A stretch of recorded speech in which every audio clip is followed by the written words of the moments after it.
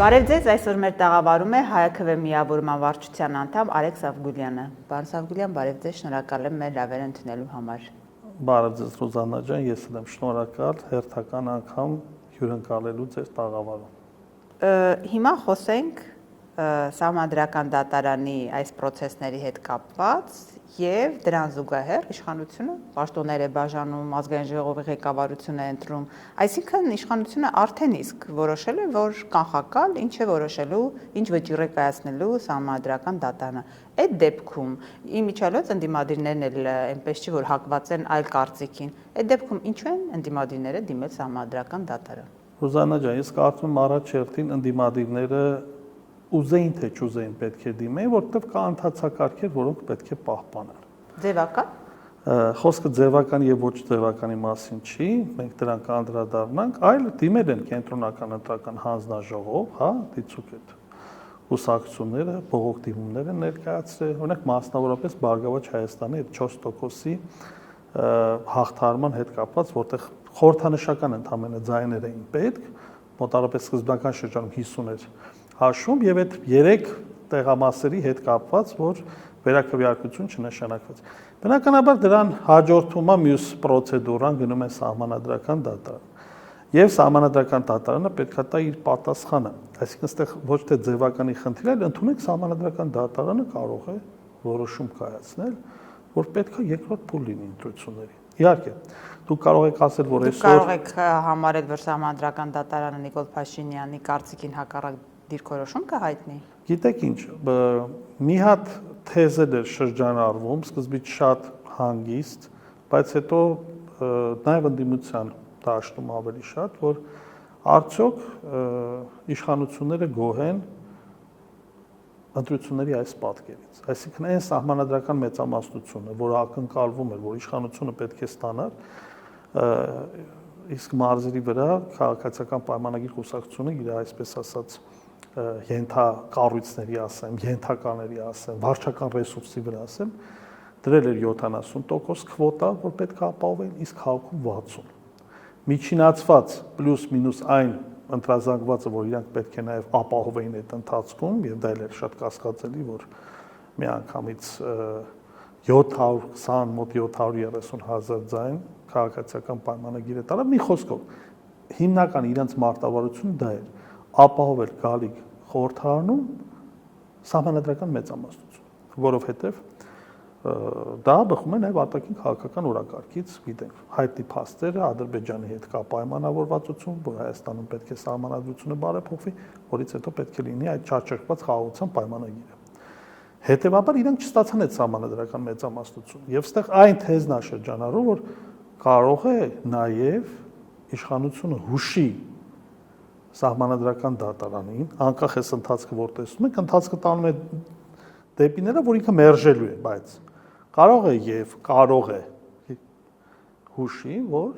լինի նոր փուլ։ Հիմա այս պարագայում, այսինքն նոր քվեարկություն նկատի։ Այո, նոր քվեարկություն, երկու տարբերակ կարող է լինել։ Սահմանադրական դատարանը կարող է որոշել ուղղակի քվեարկություն այս եղած ձևաչափով, հա, ցանկերով եւ այլն, եւ կարող է սահմանել նոր ընտրություններ։ Երկու տարբերակն էլ կարող է անել։ Այդ եթե գնում է այդ տարբերակով։ Եվ ստեղ, եթե իշխանությունը իրականում հաշվար կարեց, ստացավ իր համապատասխան հարցումները, որ ինքը կարող է բացարձակ սահմանադրական մեծամասնություն ապահովել, ինքը բավականին ինտրիգային է, բայց կարող է Նիկոլ Փաշինյանը այդ քայլով գնա, որովհետև հակառակ դեպքում գալիս ենք մյուս տեսակետին, որ մանդատները վերցրեցին, ներողություն դուք կասեք, մանդատները վերցրեցին, գնացին ազգային ժողով, ուրեմն տեղում ազգային ժողովի հարթակի վրա պետքա մանդատագողությամբ զբաղվի իշխանությունը եւ փորձի իր կողմը տանել մի քանի падգամավորների եւ ըստ այդմ այդ 64-ին գումարի եւ ստանա իր երազած 2/3-ը, որպեսզի կարողանա մնացած process-ը կազմակերպել։ Բայց ինչու՞ դուք չեք դիտարկում տարբերակ, որ ինքը կարող է գնալ օրենսդրական որևէ մի փոփոխության կամ ինչ որ ձևով այլ ներկայացնի իրավիճակը, որ սահմանադրական այդ փոփոխությունը հնարավոր լինի իրականացնել։ Դա կլինի ստորագրահավաքով, չգիտեմ, մի այլ տարբերակ, այսինքն դուք կարծում եք, որ այս փուլում Նիկոլ Փաշինյանը նոր ընտրությամբ գնալով կկարողանա ստանալ այն պատկերը, որը հիմա կա, այսինքն նույնիսկ ոչ սահմանադրական մեծամասնություն, բայց ձևավորված իշխանություն արդեն։ Գիտեք, իմ մտավախությունն նաև այն է, որ ես չեմ ուզում կանխակալ այսպես ասած կարծիք հայտնեմ, բայց կարծում եմ, որ գալիք ընտրություններում իշխանությունների շանսերը ավելի մեծ կլինեն։ Ինչու՞։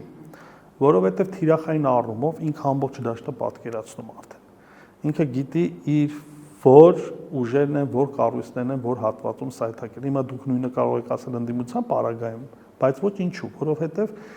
այսօր ընդդիմադիր հիմնական Ես չեմ կարող ասել ընդդիմության պարագայում, որովհետև ես հասկանում եմ շատ բաները դասեր չի քաղվում։ Շատ լավ, շնորհակալություն։ Ես կիսում եմ ձեր կարծիքը, որովհետև ընդդիմադիր ուժերի կազմակերպական կառուցվածքի մի հսկայական տոկոս այսօր քրեական գործերի լաբիրինթում է։ Եվ ցանկացած քաղաքական կազմակերպություն, քաղաքական դաշտը նույնպես չակերտյալ մարտական զորաշարժի դաշտ է։ Երբ որ դուք տեղ չունես կոպիտ ասած կանոնավոր զորք, որը պետքա պայքարի եւ քեզ բերի քվե, դու փաստացի գործ ունես կանոնավոր բանակի հետ։ Այսինքն դուք նկատում եք ուժային բոլոր կառույցները կենտրոնացված են Նիկոլ Փաշինյանի ձեռքում։ Ոչ թե ուժայինն է, եսի նկատի ունեմ։ Որտեղ դրանք շատ էական են։ Եսի նկատի ունեմ, որ ընտրությունները եւս պատերազմի տեսակ է, հա, քաղաքական պատերազմի տեսակ։ Այս պարագայում, երբ որ կուսակցությունները, որոնք մրցում են, լիդերները կալանքի տակ են, նրանց կուսակցական, կազմակերպական, քաղաքական գործունեությունը ախտահարված է զանազան իշխանական գործիքակազմելով, որովհետև ամեն օր քննչական մարմինները, օրինակ ուժեղ Հայաստանի պարագայում, երբ որ օրինական մարդիկ աշխատավարձ են ստացել շտաբերում աշխատել, այդ բոլոր մարդկանց քննչական մարմինները կանչում են հարցաքննությունների։ Դա հսկայական process է։ Հիմա հարց է առաջանում։ Նոր ընտրությունների ժամանակ այն մարդուն, որին 4-5 անգամ կանչել են քննչական, ինչ որ $200 կամ $300 աշխատավարձի համար, այդ մարդը կհամաձայնվի աշխատել թե ոչ։ Այն մարդիկ, որոնք ներգրավված են եղել ընտրատեղամասերում որպես վստահված անձեր, այդ մարդիկ նույն, այսպես ասած, էնտուզիազմով process-ի մեջ կներգրավեն թե ոչ։ Իսկ իշխանության օգտին խոսում Դուք վախի մթնոլորտի մասին եք խոսում, պաստորեն, այդ մարդիկ արդեն վախ ունեն, որ Եվ վախի մթնոլորտը կա, բնականաբար, եւ մարդիկ ուղղակի չեն ուզում տհաճ պատմությունների մեջ հայտնվել։ Իհարկե քրիտիկական էլի զանգվածը կա ընդդիմադիր, որ պատրաստ է կպայքարի եւ այլն անկախ ամեն ինչից, բայց այս պարագայում կարող է իշխանությունը մտածել, որ իր շանսերը բավականին մեծ են եւ գիտեք ինչ, իրենք 8 տարիների ընթացքում զգացել են այդ իշխանական դոզան, սահմանադրական մեծամասնություն լինելու, որոշումները կայացնելու ինքնուրույն չակերտյալ, ներքին կտրվածքով հարաբերական, դրսի կտրվածքով ընդհանրապես հարաբերական, որովհետև մենք տեսնում ենք, որ այսօրվա իշխանությունների բոլոր քաղաքական որոշումներում հստակ անցնում է թուրք-ադրբեջանական շահերի գիծը։ Անկամ Իսրայելի կողմից հայոց ցեղասպանության ճանաչման փաստը, որը մենք հասկանում ենք, որ տարածաշրջանում պայմանավորված է Իսրայելի XY արտաքին շահերով, նույնիսկ մեր իշխանությունները պատրաստ չեն դրան ինչ որ պատասխան տալու։ Պատասխան չունեն։ Ո՞ւս դու կարող պատասխան չունենալ։ Երեք Նիկոլ Փաշինյանն ասում էր Հայաստանը դեմ հարցի ձենքայնացմանը։ Հասկացաք ինչ է նկատի ուներ։ Ես հասկացա որ այն հարցերը, որոնք շոշափում են Թուրքիայի եւ Ադրբեջանի ազգային պետական կենսական շահերը, դրանք վաղուց արդեն ավելի բարձր են, քան թե մեր պետության ազգային շահերը։ Ես դա ընկալեցի իր պատասխանի մեջ։ Մինչդեռ մենք ունենք արտաքին հետախուզական ծառայություն, որը պարտավոր էր նույն Նիկոլ Փաշինյանին դեռևս 10 օր առաջ, 20 օր առաջ զեկուցելու, որ Իսրայելում նաև այսպիսի գործանախ է պատրաստվում, կամ այդ մամուլից թեկուզ ուսումնասիրին, չեղավ էլի մարդիկ քնեցին, զարթնեցին, միանգամից հայտարարեցին, որ ուզում են ցեղասպանության հարցը ճանաչեն։ Ամեն քաղաքական գործընթացի ներսում, հա, կա նախապատմություն, կա process։ Դուք արդեն պատրաստ պետք է լինեք։ Իրանք երբ որ Իսրայել, Ամերիկա եւ Իրան հակամարտությունը սկսվեց, այդ ամբողջ անալիզը արդեն պետք է դրված լինի Նիկոլ Փաշինյանի սեղանին։ Այսինքն այս դեպքում որ կարող է Հայաստանի հանուն արդարության պիտի ասել, որ արտաքին հետախուզությունը Իրանի հարցում նախազգուշացրել է, որ խնդիրներ կլինի, բայց հետո կարծես թե արտաքին հետախուզության այդ հայտարարությունը իշխանությունը լրիվ այլ կերպ մեկնաբանեց։ Եթե հիշում եք, Իրանի հետ կապված կար հետախուզությունը ներկայացրել էր փաստ, որ հնարավոր վտանգների մասին։ Ուրեմն մեր քաղաքական, այսպես ասած, էլիտան հետևություններ չի անում կամ զրկված է հետևություններ անելու հնարավորությունից, որովհետև ցանկացած պարագայում դուք եթե հայտարարում եք, որ ժողովրդավարության բաստիոն եք, որ Հայաստանի Հանրապետության ինքնիշխանությունը կարևորագույն սկզբունք է ձեզ համար, ինչպես պետությունը կարող է չունենալ սեփական տեսակետ։ Սա նաև ապացուցեց Ռուզան ջան, մի հետաքրքիր փաստ։ Դուք ինչքան ուզում եք արտաքին քաղաքական օրակարգի ցեղասպանության հարցը հանեք։ Ինքը բումերանգի տեսության համաձայն գալու է, եւ այն պահին նույնիսկ իրանց կտրվածքով եմ ասում, ոչ ազգային կտրվածքով, այսպես ասած ընդունենք Հայաստանի Հանրապետության պետական շահերից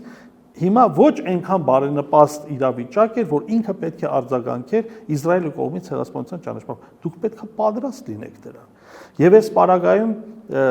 մի հատ հետաքրքիր նաև տեսակետ էր Արա Պապյանը շրջան առեց, որ հավանական Իսրայել-Թուրքիա պատերազմի պարագայում եւ դա ավելի հեռուն է գնում, որովհետեւ ամերիկյան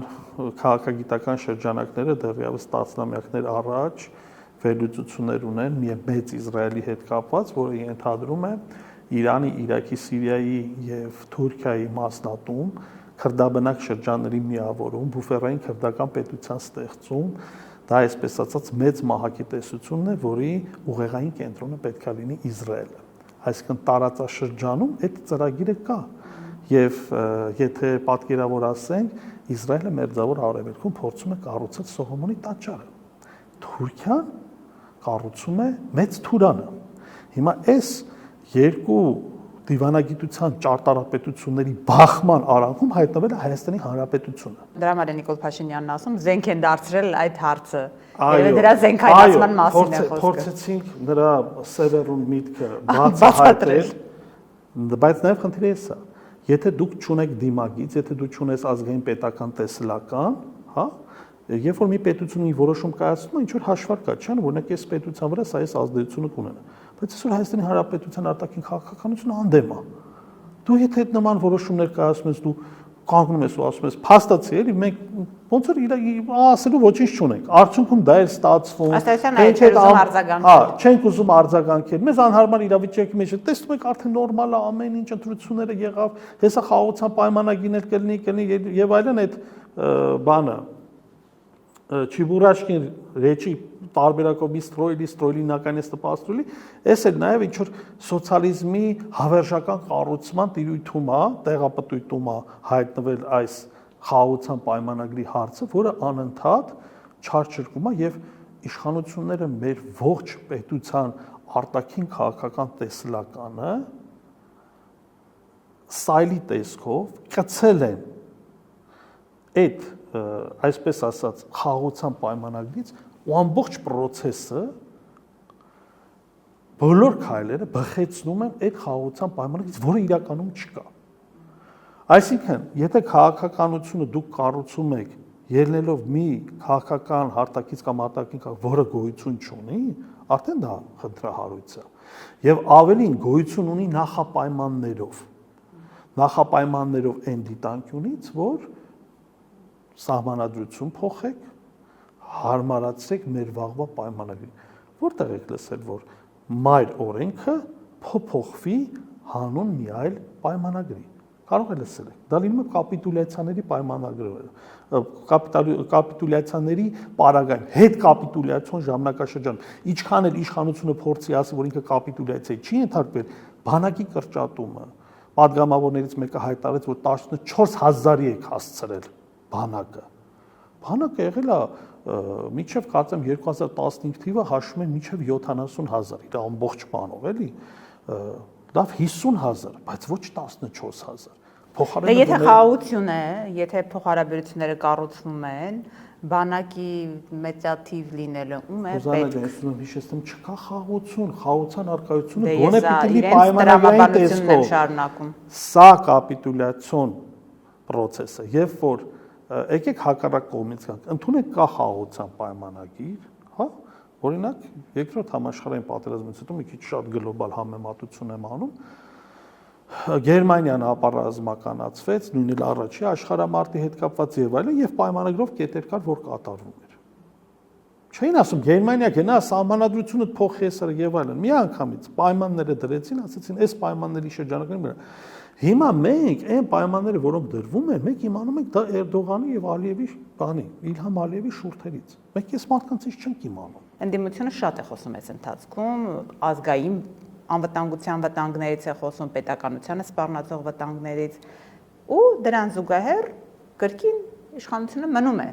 շարունակում է մնալ, շարունակում է իր գործելավոճով առաջ գնալ։ Այս դեպքում շատ էական է այն պայքարը, որը ընդդիմությունը իշխանության դեմ իրականացնում է, ինչու անպտուղ է դինում, ինչու տեղ չի հասնում, ինչն է պատճառը, որ ընդդիմությունը նույն ընտրություններով չհաջողեց թեկուզ հավաքական ընդդիմությունով հաղթել, չի հաջողում փողոցում, ո՞րն է պատճառը, վերջո ընդդիմությունը ինչու է այսպիսի վիճակում, չի կարող հաղթել իշխանության այսինքն։ Ես անգամ այս բան համոզում ունեմ, որ քաղաքացու քվեն որոշիչ է։ Հիմա եթե գոնե այն պատկերը, որ մեզ մատուցել են, որ 700,000-ից ավել քաղաքացի ձայն է տվել իշխող կուսակցությանը, իսկ մոտ 500,000-ի կարգի ընդդիմությանը, ստացվում է, որ քաղաքացին որոշել է մեր պետության ապագան։ Ընդունենք նույնիսկ այնքան իմաստուն է մեր ժողովուրդը գտնվի, իհարկե հավաքական մտածողությամբ չեն առաջնորդվում քվեախցիկում, որ ձայների բաշխումը այնպես էր արել, որ քաղաքացիական պայմանագիրը չունենար սահմանադրական մեծամասնություն, Բարգավաճ Հայաստան էր անցել եւ որոշակի հակակշիռների մեխանիզմ գործեր քաղաքական դաշտում։ Հիմա գամ կոնկրետ ավելի ձեր հարցին։ Ընդդիմությունը պետք է փորձել ավելի կրեատիվ գործիքակազմեր կիրառել։ Տեղ-տեղ նորարարական, ստեղծագործական, օրինակի համար մենք ընտրությունների շրջանում ինչքան ենք չէ քննադատում նույն, օրինակ վարչապետի պահվածքը, քաղաքացիներին քաշքշելը, այդ խրախճանքների անverջ այդ բանը, Սանտա Բարբարա սերիալները, ուրախների կամ դժբախտ այդ տրոլեյբուսում, առավոտից իրիգուն ուտելով ու խմելով էին զբաղված։ Բայց ստացվում է, որ իրանց այդ ընդհանուր քարոզարշավը եղավ ավելի, այսպես ասած, գույնը զգույն եւ իրենք ավելի հստակ են պատկերացնում, թե ինչ է ուզում ընտրողը, ժողովուրդը չէ, ընտրողը։ Եվ նայեք, հսկայական, եթե օբյեկտիվորեն նայենք, էլի, չասենք Սամվել Կարապետյանը տաններ հնարավորություններ չուներ ժողովրդական լայն զանգվածների հետ շփվելու, եթե նա շփվեր, միանգամից հակառակ պատկերն է լինելու։ Սա թողենք, որտեվ սա բավականին սուբյեկտիվ կողմեր ունի, չի եղել եթենորով չառաջնորդենք, փաստերով գնանք։ Ինչ հսկայական ռեսուրս ծախսեց իշխանությունը վերջի ամիսների ընթացքում։ Եվ դա արվեց նաև պետական բյուջեի, նույնիսկ կարելի ասել անվտանգության հաշվին, որը մենք հեսա այս իրանց ցանածը, բանը, աշնանը մենք հստակ տեսնելու ենք, որտեղ պետությունը այդքան փող չուներ բյուջե։ Առաջինը սոցիալական իմիտացիոն ռեֆորմները կապված եւ կենսաթոշակների եւ օրինակ առողջապահության այդ համընդհանուր ապահովագրության հետ կապված եւ բազմաթիվ սկսած ակտերի հետ կապված, որ դատարան չգնա եւ այլ բոլոր ոլորտներին հանձնարարված էր, որ պետք է բարեփոխումների ծրագրեր բերեք, անկախ թե բյուջեի վրա ինչ հսկայական ծանրաբեռնվածություն ունեն։ Այդ մեկ ներսի առումով հրաշալի խաղաց պետք է ընդունել, որ իշխանությունը իդեմս վարչապետ Նիկոլ Փաշինյանի հրաշալի խաղաց այդ սոցիալական բարեփոխումների պահը եւ ձևավորեց ներքին սոցիալական փրկչի կերպարը։ Դրան գումարած միջ այդ ինքը ձևավորել էր արտաքին խաղաղության փրկչի կերպարը։ Տեղի ունեցավ մի մարդու մեջ երկու փրկիչների զուգադրում։ Եվ այս առումով ընտրողի ենթագիտակցության դաշտին ուղերձվեց, որ եթե մեկը կա, թե սոցիալական առումով, թե անվտանգության, թե խաղաղության առումով, լավ է, վատ է, խենթ է, չգիտեմ ինչ է, դրա միակ ճանապարհը քաղաքացիական պայմանագիր կուսակցության ընտրությունն է։ Հիմա այս առաջարկը, գիտեք ինչ, քաղաքականությունը դա առևտուր է, նաև առևտուր է իշխանություն, ընդդիմություն եւ ժողովուրդ։ Սա երրակողմ առևտուր է գնում։ Եվ այս կարելի ասել առևտրասեղանին ինչ ուներ դնելու ընդդիմությունը։ Ընդդիմությունը զարգացրեց ազգային տրամադրություններ, ու հակա նաև թուրքական թեզը, կապված նաև այդ 300,000 ադրբեջանցիների։ Իդեպ կներեք, այդ հարցով չեք կարծում, որ ընդդիմությունը այդ թեման շահարկելով կամ չհարկել բառը ճիշտ չէ դեպքում, այդ թեման արտադրելով ավելի շատ հեռացրեց իրեն ընտրողից, որովհետև ինչ առումով ոչ մեկ չի վիճարկում, որ դա հնարավոր իրատեսական սցենար է, բայց այդ ընտրությունների ժամանակ քաղաքացիները ավելի շատ կենտրոնանում են ձեր ասած այդ դրական ազդակների վրա, դրական միտումների վրա եւ այն ինչ իրենց վախեցնում է, իրենց վանում է։ Այդ առումով արդյոք ընդդիմությունը ճիշտ արեց, որ այդ թեման շատ զարգացրեց։ Ես գիտեք ինչ, իմ համար շատ բարդ է վերլուծելը, թե իրականում ինչքան կտոր ընտրազանգվածից եկավ դեպի ընդդիմություն եւ ինչքանը գնաց դեպի իշխանություն։ Բայց եթե մենք դատում ենք արդյունքներից, մենք տեսնում ենք, եկեք ընդհանրական առումով ասենք, այն թեզերը, որը օգտագործում են, կիրառվում էին, այսպես ասած, ընդդիմության կողմից, պարտվեցին իշխանության կողմից շրջանառվող թեզերին։ Որտեւ նրանք ավելի թեթև էին, ավելի ուրախ էին եւ ավելի տրամադրող էին։ Իրական Հայաստանի այդ կեղծ գաղափարախոսությունը, որ իրենք բերել են, դա այսօր արտահայտվում է օրինակ TikTok-յան համացանցային հարթակներում, ուրախ, ժպիտով, հանգիստ, կերոխմով առանց անհանգստությունների բանը, Բաղդադը всё спокойно, այդ տարբերակով հանգիստ բան, մեր հետևից ոչ մեկ չի ընկել, սահմաններում կրակոցներ չկա եւ այլն, այս խաղաղության թմբիրի դոզան ամրապնդվեց նաեւ, չմոռանանք, Իշտոյանների գալուստով, հա, Վենսը եկավ փոխնախագահ, ծափարություններ, եւս Միքայել դեպի խաղաղության պայմանագիրը, ամբողջ այդ եվրոպական էլիտար զանգվածը, որը եկավ եւ նաև կարելի ասել խոսքի մեջ Մակրոնը վիրավորեց նաև Հայաստանին այն կտրվածքով, որ դուք ճիշտ ճանապարհին եք, թե չէ երբ էր այսքան մարդ եկել ձեր մոտ, օրինակի համար։ Բայց այդ ճանապարհը իրականում հակառուսական ճանապարհն է։ Ոչ թե պրոեվրոպական, այլ պրոթուրքական, որտեղ բազմիցս ասել են, որ Թուրքիան է կամ Թուրքիան իրեն ցույց է տալի, որ եթե դու գնում ես արևմուտք, դեպի արևմուտք, դեպի Եվրոպա, պատուհանը Ֆրանսիան չի, պատուհանը, չգիտեմ, Իսպանիան չի, պատուհանը Թուրքիան է։ Թուրքիան ինքը Եվրամիություն չի կարողանում տարիներ, տասնամյակներ շարունակ մտնել։ Եվ այդ դեպքում էլ բանը հայկական հարցը նույն ցեղասպանության խնդիրը եղել է, որ չարչրկվել է, չէ՞, նույն Եվրամիության այդ անվտանգության համապարփակ պայմանագրի հիմքում ընկած է զրո կոնֆլիկտներ հարևանների հետ, իսկ մեր Թուրքիայի հետ ունենք այդ պատմական խնդիրը։ Բայց կգտնեն նոր լծակներ, որտեղ այնտեղ շուկաների մրցակցության հարց է։ Եթե Թուրքիայի բանակը ամենամարդաշատն ու հզորն է ՆԱՏՕ-ին, թույլ չեն տալու, որ թուրքական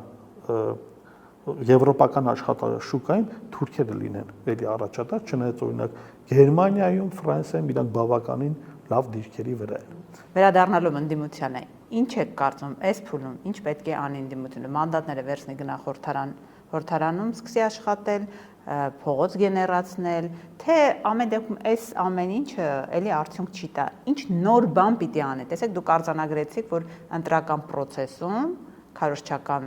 շրջանակներում ընդդիմությունը չգտնվեց ավելի կրեատիվ։ Ինչ պետք է հիմա անի։ Հայաքվե ազգային քաղաքացիական միավորումը այսօր փաթեթ է մշակել, որը ավելի կհանրայնացնի եւ կներկայացնի քաղաքական ուժերին կախված սահմանադրական դատանի որոշումից, որտեղ նշեցի կարող է եւ լինի նոր ընտրություն։ Եվ այս պարագայում մենք ինչ ենք առաջարկում։ Պատկերացնում ենք, որ փողոցային պայքարը այս փուլում իրեն սպառել է եւ ինչու՞ չէ, ընդդիմությունը թող վերցնի մանդատները եւ միևնույն ժամանակ փողոցային պայքարի ֆորմատը փոխարինի ինստիտուցիոնալ պայքարով։ եւ ձևավորի հանրային խորհրդարան։ Ոչ թե քաղաքական կուսակցությունների, որի մեջ մտնելու են նաեւ արտախորհրդարանական ուժերը, համակարգող խորհուրդ, այլ հանրային խորհրդարան։ Հանրային խորհրդարանը իրենից ներկայացնելու է այլընտրանքային մարմին, որտեղ ներգրավվելու են արտախորհրդարանական եւ քաղաքական ուժերը եւ քաղաքացիական կազմակերպությունները։ Խորհրդարանը գործելու ինքը ոչ ֆորմալ կառույց է լինելու, ունենալու է առնվազն 1500 պատվիրակներ Հայաստանի Հանրապետության նախկին վարչատարածքային բաժանումից այն կտրվածքով, որ մոտավորապես նախկինում ունենք մոտ 900 համայնքներ, այդտեղից պետք է ներգրաված լինեն պատվիրակներ։ Եվ այդ պատվիրակները հնարավորություն են ունենալու ամբողջ Հայաստանի Հանրապետության կտրվածքով բարձրացնել հարցեր։ Քանի որ մեր ազգային ժողովը բազմամանդատային է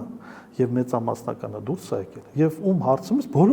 բոլորը քո պատգամավորն են, որովհետեւ իրենց ընտրել է ժողովուրդը։ Անկախ նրանից մենք ձայն տվել ենք, օրինակ Վահագն Ալեքսանյանին ձայն տվել ենք, թե չէ։ Ինքը փաստացի այս տրամաբանությամբ հանդիսանում է իմ եւ ձեր պատգամավոր։ Անկախ նրանից ինչ վերաբերմունք ունենք մենք իր նկատմամբ։ Եվ այս պարագայում այս մարմինը բացի իր պատվիրակներից ունենալու է մոտավորապես 100 պայմանական եմ ասում հոգեանոց պատգամավորների խումբ, որոնք զուգահեռաբար գեներացնելու են այն բոլոր խնդիրները, թե կապված արտաքին քաղաքականության հետ, թե կապված ներքին քաղաքականության հետ, եւ դառնալու են հանրային վերահսկողության մարմին։ Այդ մարմին հնարավոր չի քշել ոստիկանների միջոցով, նրանց մեղադրել, որ փողոցներն են փակում։ Այսինքն նայեք, այսպես ստվերային խորհրդարան է առաջարկում, բայց ավելի մեծ մասշտաբով։ Բառը չեմ ուզում օգտագործել, որտեղ մեր հանրության լայն շրջանակները հենց լսում են ստվերային, մտածում են ուրիշ մութ բաների մասին։ Դրա համար, այո, շատ ճիշտ եք, օրինակի համար դուք տեսաք, որ ուժեղ Հայաստանը օգտագործեց նույնիսկ ստվերային կամ հանրային կառավարության մեխանիզմը, որ Սամվել Կարապետյանը նստում էր, բոլորը հավաքվում էին, համընդհանուր այդպես որոշումներ կայացում եւ այլն, բայց սա ավելի կիրառելի եւ պրակտիկա լինելու, որովհետեւ ինքը կոնկրետ Հայաստանի Հանրապետության բոլոր տարածքներից խնդիր է բարձրացնելու եւ ինչ ենք մենք անելու։ Մենք այնտեղ իրավաօրենսդրական եւ քաղաքացիական գործունեությամբ ենք զբաղվելու։ Մենք այնտեղից ձևավորված որոշումները բերելու ենք ազգային ժողով եւ հանրային ճնշման արդյունքում ստիպենք, որ ազգային ժողովը ընդունի։ Օրինակ դիցուք մեկ օրինագիծ անընդհատ բողոքում են, որ Հայաստանի Հանրապետության քաղաքացիների մի ստվարձանկված 20-25% չի մասնակցում ընտրություններին։ Եվրոպայում դրա փորձը կառուցանան ջան։ Դու գանք երկու անգամ անընդմեջ չես մասնակցում, չհիմնավորված քաղաքացիությունից զրկում։ Շատ լավ օրինակ կառնի առաջի օրինագիծը, որը նախնական մշակվի եւ բերվի մեր ազգային ժողովը թող ընդունի։ Եվ մենք այնպիսի օրենքներ ենք առաջարկելու եւ հրամցնելու այս ազգային ժողովին, անկախ նրանից ով է անդիմությունը, ով է իշխանությունը, հանրությունը իրականում տեսնելու է, որովհետեւ անցած տարիների ընթացքում բազմաթիվ օրինագծեր են լինում, որ սա ում կերպով անցնում են։ Հետո անցնում են մի 6 ամիս, բղավում են, ասում են, գիտեք ինչ, սենց օրենք են ընդունել, մեկը բացվում որ օրինակի համար ընդդիմադիր գործիչներն են քվեարկել։ Հիմա չգիտեմ, իրանք ծանոթ են դրա, թե ծանոթ չեն։ Բայց այս առումով մենք խնդիր ունենք իրավաօրենսդրական դաշտում ճիշտ օրենքների մաքսիմում թափանցիկության եւ դրա գործիքակազմը լինելու է հանրային խորհրդարանը, որը Հայաստանի Հանրապետությունում հանդիսանալու է մասնակցային կառավարման հետաքրքիր մոդել։ Օրինակ ես այս տարբերակով եմ պատկերացնում, մեր թիմը այս տարբերակով է պատկերացնում։ Իսկ ինչ վերաբերում է փողոցային շարժմանը, այո, հանրային խորհրդարանի վերած օրինագծերի, որոշումների, խնդիրների գեներացման պարագայում հնարավոր է, որ հասարակության մեջ արթնանա ազգային ինքնագիտակցությունը եւ մարդիկ հասկանան, որ այս, ինչպես նշեցիք, նաև ջերմոցային խաղաղությունը ժամանակավոր է եւ Հայաստանի Հանրապետությունում խաղաղությունը ընդհանրապես կախված չէ այս իշխանություններից, հաշվի առնելով մեր պայթունավտակ տարածաշրջանը։ Շնորհակալ եմ։ Ես եմ շնորհակալ։